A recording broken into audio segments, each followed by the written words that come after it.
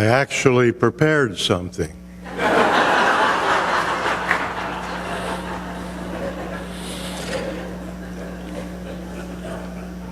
I'm very superstitious, and I always park my car after we built these lower parking lots way back in there. And as I was walking in this morning after parking the car, I remembered the deal that we cut with the school district. And what the deal was they would put down the pavement and handle the landscaping, and we would put up the stone walls. Now, we tried to get Mexico interested in paying for those walls.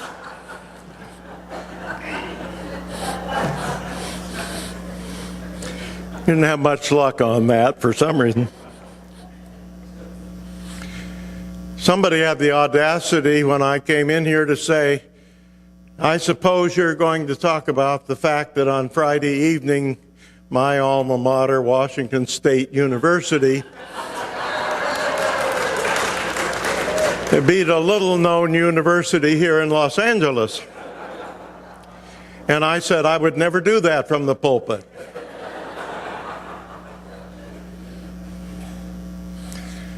This sanctuary, needless to say, is very, very special to me. And you are all very special to me. And those of you that were here for 40 years and shared in my ministry, I plan to send you a sympathy card as soon as I can. But actually, it is great to be here. When you get to be my age, it's great to be anywhere.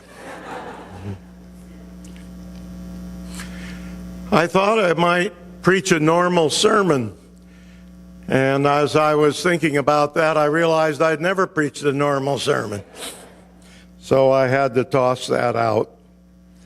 But I want to thank Mark and the people who are brave enough to invite me to be here this morning to share in this 60th anniversary celebration. And I look forward to this afternoon and to visiting with all of you briefly. I owe a great debt of gratitude to many of you who shared the 40 years or a part of that with me. As you know, I was very blessed. I do know something about the ministry and ministers, and I would say I never met a minister that had a better time as the minister of a church than I had for the 40 years I spent in Manhattan Beach. And that has to do with the people that were here. It's a leap of faith. You know, Mark has been very kind to me. And we've begun to develop a friendship. And there are two reasons for that. One, I don't give him any advice. And two, I live 1,300 miles to the north of here. And it was a leap of faith on the part of the church to invite me to this celebration, and his bravery is beyond description. And when I was thinking about a leap of faith, this is a leap of faith, that's what the church is all about. And it reminded me of a story of a fellow who fell off a cliff.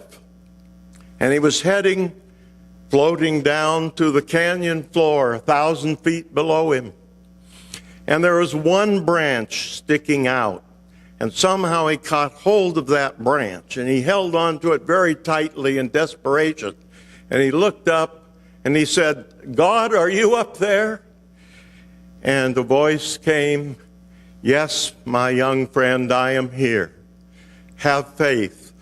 Do not be afraid." Well, what do I do? And he said, "You must pray, and you must believe in me. And now very slowly let go of the branch." And the fellow looks up and he says, "Is there anyone else up there?"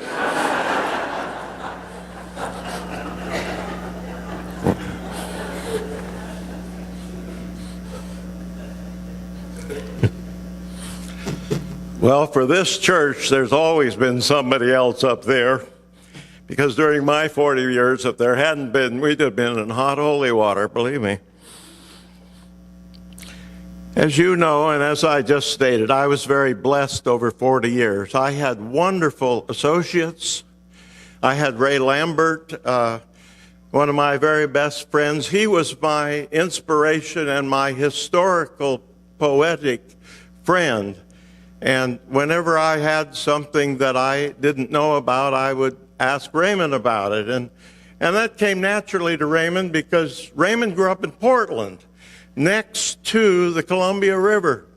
And he was one of the first people to personally welcome Lewis and Clark when they came to that part of the West, you know. Thank you, Raymond. It's amazing what you can't resist in life, isn't it? I also had an incredible staff that ebbed and flowed over 40 years. And it was quite remarkable. I think 85% of them actually came out of the congregation. And that itself was rather unusual. And the lay people, and I'm not going to put you on this morning.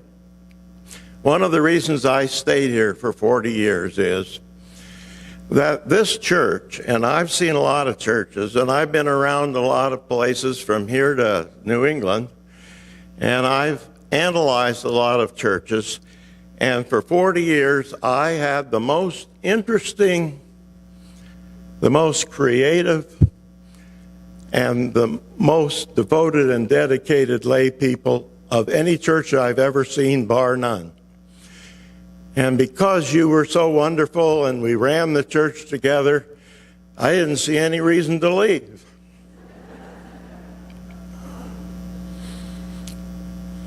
Now, I could spend time telling you about things that happened during the 40 years I was here, but I really don't want to do that except to make one comment.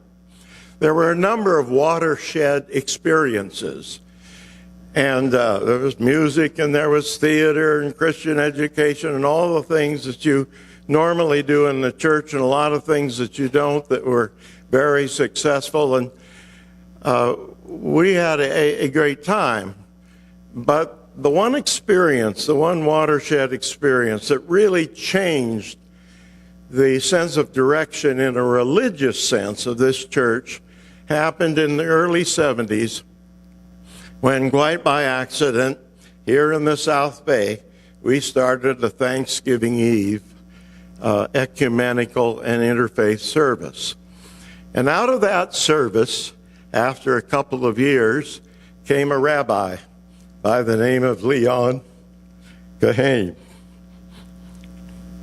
Leon Kahane was a Holocaust survivor. His wife was one. And he was a very, very special individual. And I had in those 40 years, about 3 good ideas that I can think of.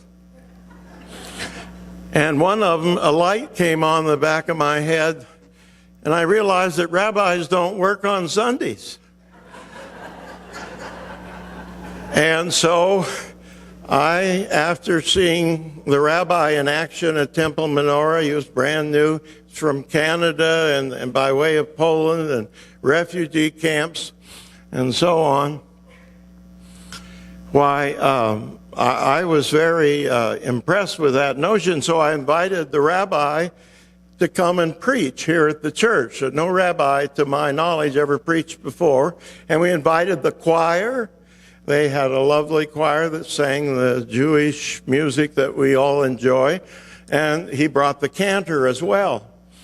Pat Edwards said the cantor sang off key. And I never invited him back. I had to choose between Pat Edwards and the cantor. That was no choice. But what happened really was that this became because the rabbi started coming on a regular basis. He didn't do anything on Sundays. And when he retired, of course, he became a member of the staff for 16 years. And he was around here for 30-some years. And because of that, a lot of people came who were Jewish in background and mixed marriages. And then we had a big Catholic presence, you remember, some of you, that we had all kinds of Catholics around here. And a musical group, and the first Catholic priests ever to preach in a Protestant church in the South Bay preached right here. And Bishop Wilkerson, one of two bishops in Los Angeles, preached here twice. Once before he was a bishop when he was a young man like I once was, and this guy is. And then he preached here after he became a bishop, which amazed me. And we had a good time with that. There are three numbers I would like to place before you this morning. I'm not very good at mathematics. In fact, my father, when he helped me with my homework, in a kindly way said, "It's a good thing all you have to do is spell your name and not add it up." But there are three figures that we ought to honor today. One of them is 52. 52 years were spent by the Manhattan Beach Community Church, and that little church on the altar is what it looked like, was spent on the corner of 9th and Highland, 3 blocks up from the beach. That's where it began.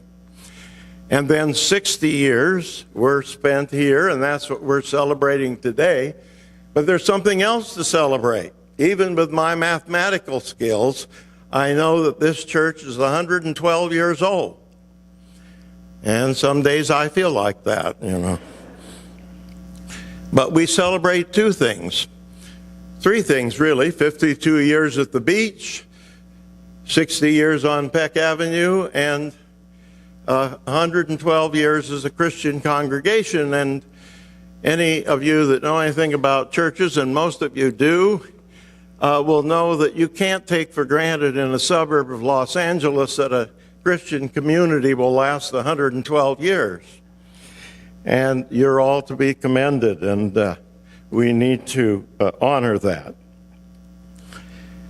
Well, the accepted date for the founding of the church is December 5th, 1909, or 1905, excuse me. I told you I wasn't any good at math. It was 1905, and it was founded down by the beach amidst the sand dunes in one of the very few beach houses that were there. It was founded by the Manhattan Nine, 8 lay people and 1 congregational minister. And it was founded as the Manhattan Congregational Church. Now in 1906, the next year, they constructed a tiny church amidst the sand dunes that looked exactly like the one you have on the altar up there. If you can't see it, why, lots of luck, you know. But at any rate, it was a little gray church, and they referred to it as the little gray church on the hill. And it was built in the sand and so on. And it had a bell tower, and you see the bell tower right there. And it was right on the corner of 9th and Highland, right up from the beach and the sand and the wind and the water and so forth.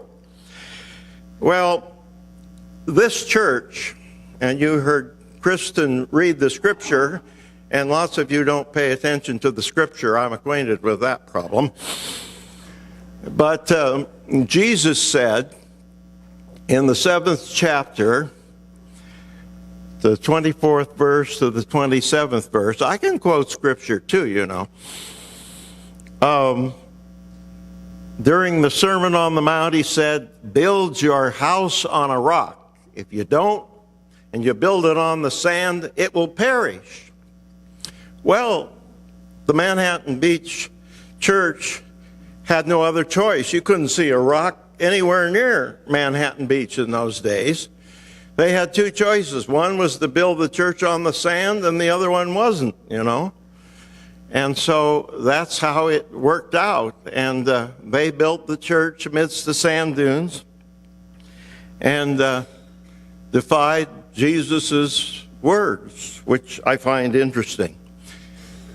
In the early days, amidst all those sand dunes and a few beach homes, why the Manhattan Beach Community Church, as we now see it, was the most prominent building. And if you take pictures, which they did, from boats and out on the old iron pier, why the church was the only thing that really stood out in the whole community in those very early years of 1906 and so on. Now, there's a bell out here in the courtyard. Did anybody ring that, Mark, today? Well, that's a historical moment, because that bell, if we could get that bell in here to talk to you, it would tell you an interesting story. First of all, they built the bell tower, a little bell tower, on the side of this tiny, classic little church. But they didn't have enough money to buy a bell. But by 1908, somebody, John Huguenin, came forward, and we built the bell. No, he came forward, and he ordered the bell from Boston, and it came around Cape Horn, and it was put in the tower, and it was a familiar and welcome sound for many, many years, 30 to be exact, in the South Bay. And but it had an interesting history after that. After the first 30 years, in 1933, and only Gary Hartzell would remember this, in 1933 they had a massive earthquake in Long Beach. And we had a woman in the church that said she and her family spent 4 weeks in a tent on the beach in Long Beach after the earthquake. Well, the earthquake rocked a number of communities around here, but it took the building inspectors, some of you are acquainted with that kind of person, it took the building inspectors to decide that it was 3 years. It took them to decide that the church that the congregation was worshiping in was unsafe. And so they had to tear the church down and build on that 9th and Highland property that's a new church. Well, they couldn't afford a bell tower. And in fact, they couldn't afford a lot of things. And in order to pay the plumber who did all the plumbing in the new church, it was a bigger and better church. In order to pay the plumber, they gave the plumber the bell. And it sat in the Roy Hall's garden in Manhattan Beach for 25 years. And then when the church moved from the beach up here and was having a big celebration, Roy Hall, the plumber, walked into the office one day and said, "Would you like your bell back?" And there it is, right out there.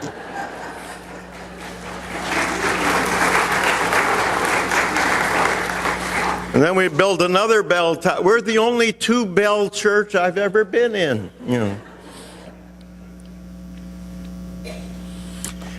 Well, the 52-year road from the beach to Peck Avenue was not a piece of cake. It was a perilous journey. The church lived through the Depression. It lived through a terrible depression. It survived the Sermon on the Mount, obviously. It also survived the split. There were a group of people that got to arguing about theology, and a whole group of them went down the street and built the Orthodox Presbyterian Church on the corner of Manhattan Beach Boulevard and Ardmore, which is now a set of townhouses or condominiums or something of that kind, and the church has disappeared. We never disappeared. And I don't know what happened to those people. If anybody does, I hope you will tell me. So the church did survive the earthquake of 1933 and built a new and bigger church. They didn't have any money. They got the townspeople.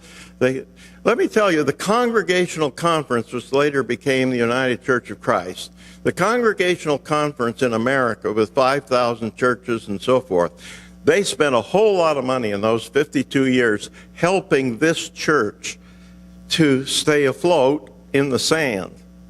And indeed they did. Now, two interesting things happened during this time of 52 years.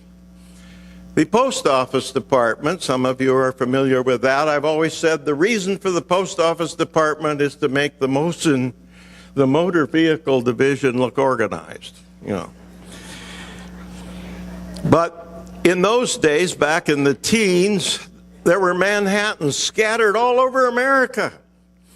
And they were having trouble figuring out where to deliver the mail. And so they had a meeting with the town fathers and so forth. And they said, could you change your name? And Raymond, who was there, said, Julia Tedesco, bless her heart, and I spent a whole lot of time trying to figure out how that happened. But what this minister did was take out congregational and put in community. And there doesn't seem to be a vote of any kind of the congregation. He must have done it arbitrarily.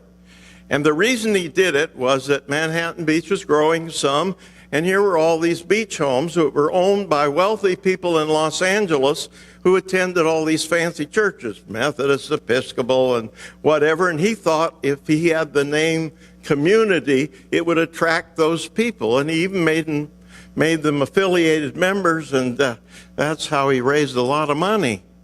And so then we were the Manhattan Beach Community Church. So you can see how we evolved through the years.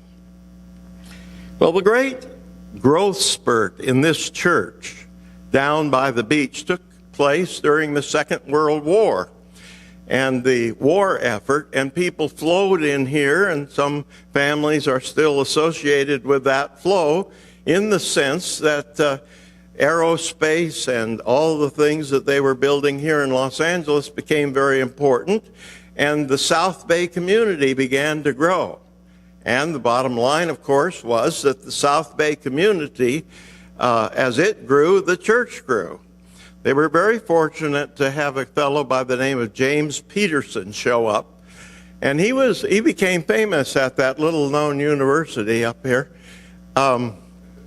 He literally pioneered family counseling across America. I am not exaggerating. He was one of the first to see the necessity for family counseling, and then he went to gerontology. This all happened after he retired in 1951.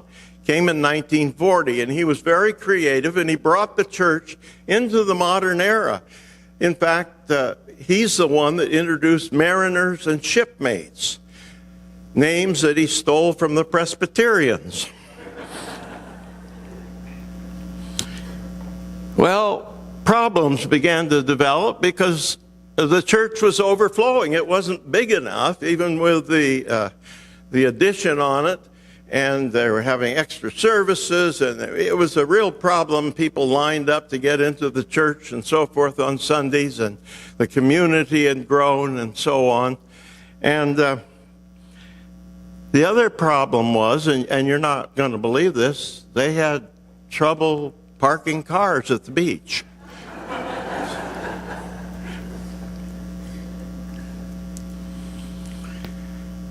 So 9th and Highland became somewhat of a problem in people's minds, and in 1946, the building committee that had been talking decided that they would buy a piece of land, and they bought a piece of land at the corner of Ardmore and 14th Street.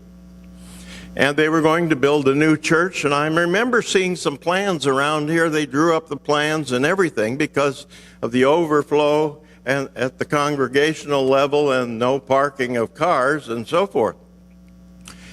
Well, the building committee reconsidered, and they felt that that little piece of ground down there, which is where we hold the old hometown fair, that was not adequate, that the parking would still be a problem, and they couldn't build a sanctuary big enough to deal with what they expected to happen in the future.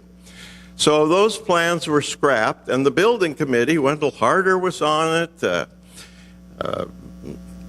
Marge Crutchfield's husband was on it, Fred Anderson was on it, just to remind you of names of the past that were very devoted to the church. And the chairman of the committee was Gene Hillman. Now, Gene Hillman was a very successful lawyer in Los Angeles, and he was also a very skilled horticulturist, and he and his wife Louise had a lot to do with the landscaping around these buildings and so forth. And so the building committee commissioned Gene Hillman to figure out what to do, and somebody had spotted this 2.5 acres up on Peck Avenue between two schools and Rowell and Peck and so forth, and there was nothing here. And they said to Gene Hillman, why don't you find out who owns this piece of property? Maybe we could buy it. So Gene Hillman, a good lawyer, goes downtown and he looks at all the deeds and the property, and he discovers that the piece of property that we're enjoying this morning actually belonged to an older couple that had lived at the beach for many years and probably had bought it for an investment. So Gene Hillman did a little more research, and he discovered that the husband was deceased, but that the wife had moved away up Route 99 to her childhood home in Tulare, California, and was living with a distant relative. So Gene Hillman took notice of that, and guess where Gene Hillman was from? Tulare, California. So Gene Hillman set his legal garb aside, put on an old cowboy hat and a torn flannel shirt, jeans, and scuffed boots, got in his car and went up to Tulare, California, figured out where she lived, this woman who now owned the property, and he went to call on her after lunch. He told me this story, and I believe him. He was not one to tell stories that weren't what they were supposed to be. At any rate, he knocked on the door, and somebody came to the door, and he went in, and this gal was in her late 80s or early 90s, and she was sitting in a nice chair and so on. And Mr. Hillman began by talking about their mutual friends and relationships in Tulare, California. And finally the woman said, Mr. Hillman, it's really wonderful that we have this same background, but tell me, why are you here? And he said, well, do you remember when you lived in Manhattan Beach, there was a little church down by the beach. It was called the Manhattan Beach Community Church. She said, oh, yes, I remember that church. My husband and I attended it on occasion, and we also went to events there. It's a lovely little church.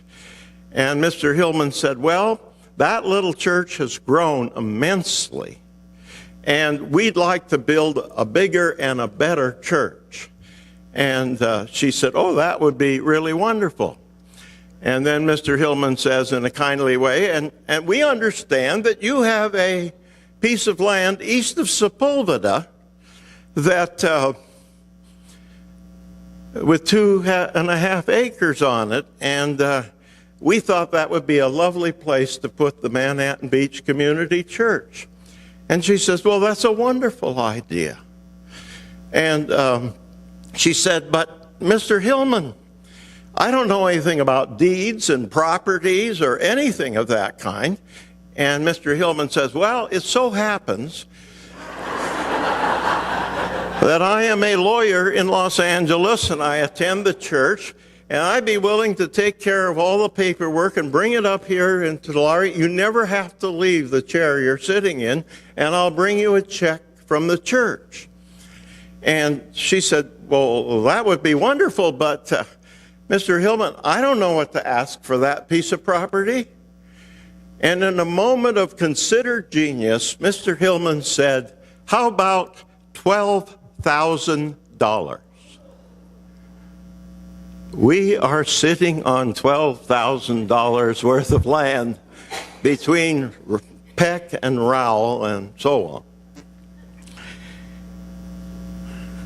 That's how we got here. Now, not everybody was happy with moving from the beach to the country.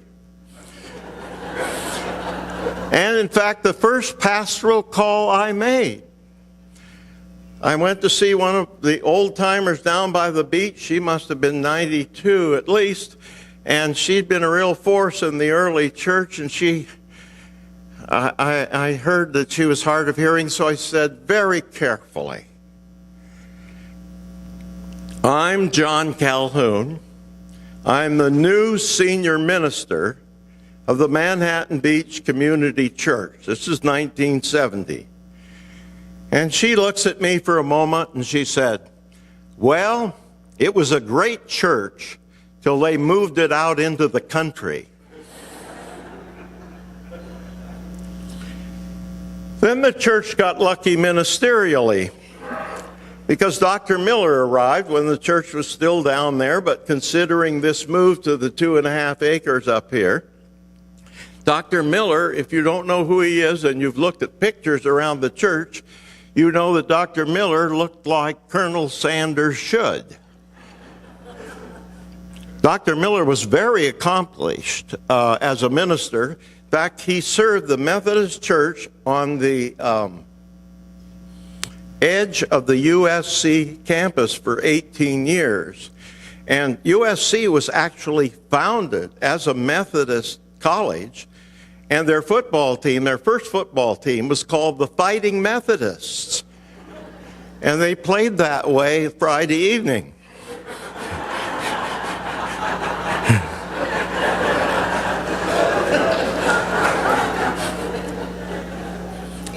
That's not in the script here. Sorry, Alan.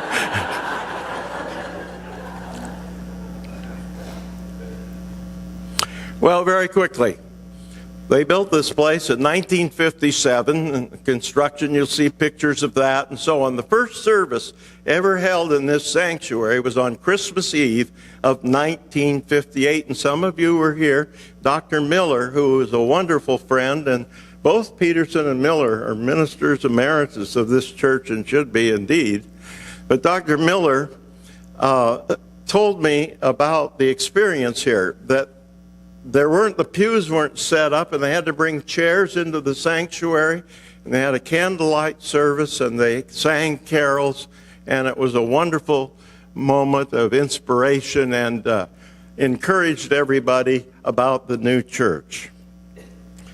Well, in 1961, 3 years later, if my math is still good, they built the community hall and the church school rooms, and I have no idea what they paid for it. They paid $137,000 for this complex, including the chapel, the office, and the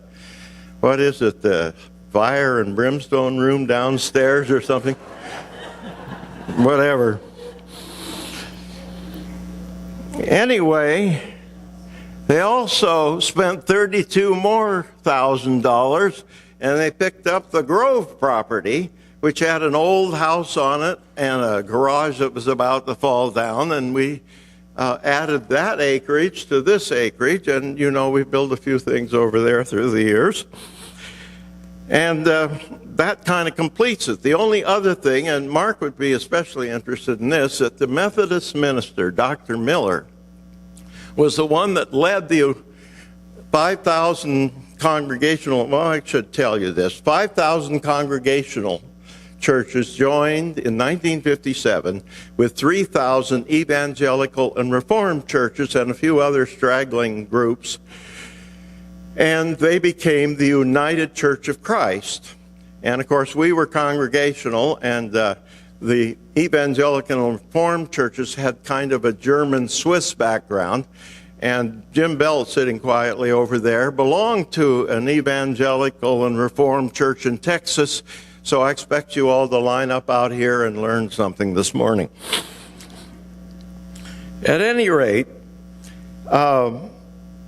Dr. Miller, each congregational church had to be voted in, and Dr. Miller did it.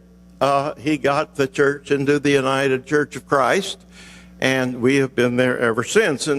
But we were pretty much, as time went on, as I mentioned, a community church. but we always were a member church of either the Congregational Church or the United Church of Christ, which we are today.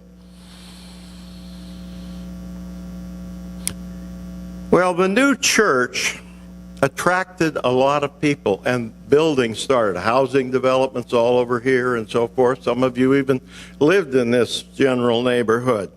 And the church was absolutely beautiful, as you know, and many, many people came. And what happened was that when Dr. Miller retired in 1967 with a flourishing congregation and great expectations, everybody thought this place was going to take off like a rocket to the moon. And that was not to be. They formed a search committee, and for some reason, hastily, they selected an individual to be the new senior minister of the church.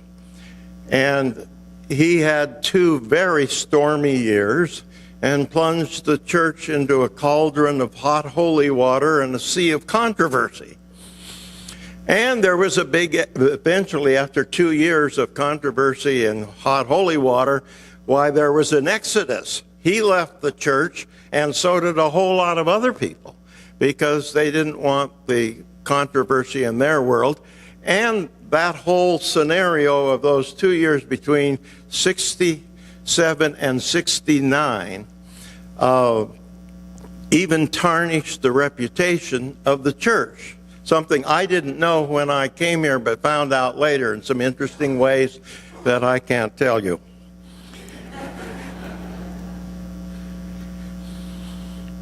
But 2 good things did happen during that period. They bought a 2-story manse, which Mark lives in. You still live there, Mark? Yeah, some of the time, yes. And his favorite wife and son, and so on. And the Calhouns lived there for years. It was a 2-story house, Manzanita Lane, cost all of $39,000. When I came here in 1970, you could buy a house in Manhattan Beach for $25,000, just so you know what you missed. Yes. Well, after this period of controversy that lasted 2 years and the exit of a lot of people and everybody's spirits were down and they were upset and so on, they chose a new search committee. And needless to say, they were gun shy, they were wary, they were cautious, and they were in no hurry to find a new minister. And they even added some other church leaders that were there, so there's this pretty big community of people that comprised the search committee. And finally, in the spring of 1970, they, and I'm going to read this to you. I don't write anything, you know. And I remember when we computerized the office in here, the only thing that was not computerized was the senior minister. But let me tell you what the search committee did. And they didn't want to, well, we'll get to that. They unearthed in the Maine woods a 34-year-old inexperienced minister serving 2 churches, small in nature, built in the 1880s to be their new senior minister. Talk about great wisdom, right? In retrospect, and in all honesty, given what they've been through, the car wash of life the last 2 years, I honestly think that the church really didn't want a senior minister, and I was the closest thing to that they could find.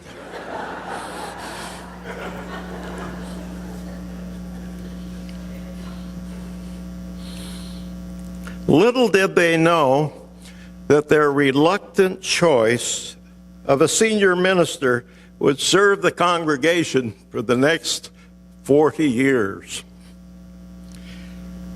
And that minister would be standing here this morning, very gratefully. Most of you know what went on for the 40 years that I was here, and the rest of you can ask them. Congratulations on 60 years on Peck Avenue are certainly in order, and 112 years is nothing to sneeze at. And I want to thank you for the invitation to be here today, and by the way, keep on keeping on, my friends.